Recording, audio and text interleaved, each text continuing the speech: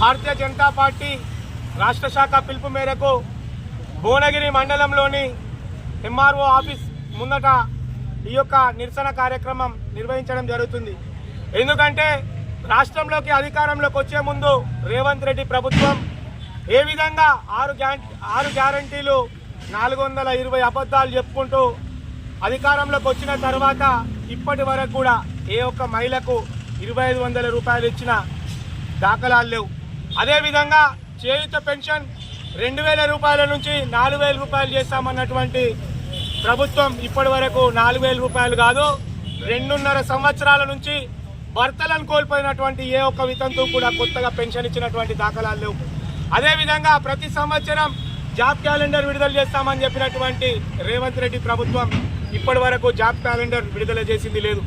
అదేవిధంగా గతంలో ఉన్నటువంటి పాలకులు నిరుద్యోగ భృతి ఇవ్వలేదు, మేము రాగానే ఖచ్చితంగా నిరుద్యోగ భృతి ఇస్తామని చెప్పేసి 2.5 సంవత్సరాలు గడుస్తున్నా కూడా నిరుద్యోగులకు భృతి అనేది కేటాయించడంలో విఫలమైనరు.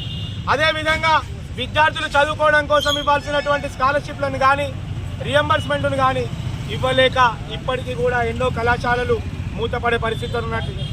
ఎక్కడైతే ప్రైవేటు కళాశాలలో చదువుకుంటున్నటువంటి విద్యార్థులు ఉన్నారో వాళ్లకు ఇక్కడ భువనగిరి పట్టణంలో ఒక ప్రభుత్వ డిగ్రీ కళాశాల లేని కారణంగా వాళ్ళు ఇక్కడ చదువుకోలేని పరిస్థితులతో విద్యకు దూరం అవుతున్నారు.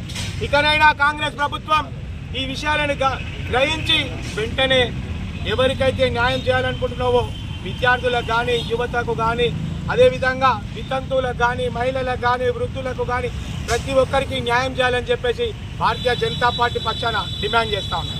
రాష్ట్ర కమిటీ పిలుపు మేరకు సేవ్ తెలంగాణ అనే నినాదంతో గతంలో ఇచ్చిన 6 గ్యారెంటీల విషయంలో అయితేనేమి, స్థానికంగా ఉన్న సమస్యలు అయితేనేమి, నిన్నటికి నిన్న 22A ద్వారా పేదలకు కట్టిన ఇళ్ళ విషయంలో అయితేనేమి, ఇవన్నీ కూడా మరి రాష్ట్ర ప్రభుత్వానికి కాంగ్రెస్ ప్రభుత్వంలో ఈ ప్రజలను రక్షించాలనే ఉద్దేశంతో ఈనాడు ఆందోళన కార్యక్రమం జిల్లా వ్యాప్తంగా చేయడం జరుగుతుంది.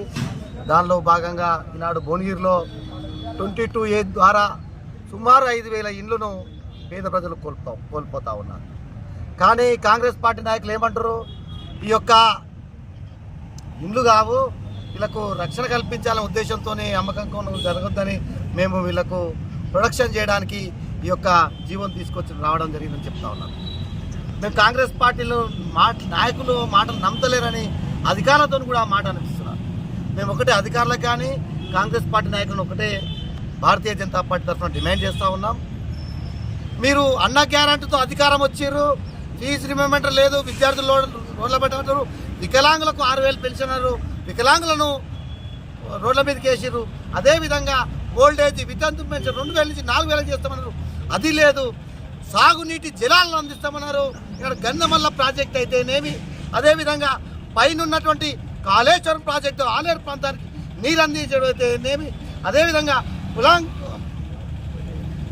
పునాదిగండి కాలువ ద్వారా ఆత్మకూరు పొలిగొండ మండలం నీళ్ళు అందించే విషయంలో అయితేనేమి ఎక్కడ కూడా రైతులను ప్రజలను అందరూ విస్మరించిన ప్రభుత్వం కాంగ్రెస్ ప్రభుత్వం. దాని ద్వారా సేవ్ చేయాలి తెలంగాణలోని.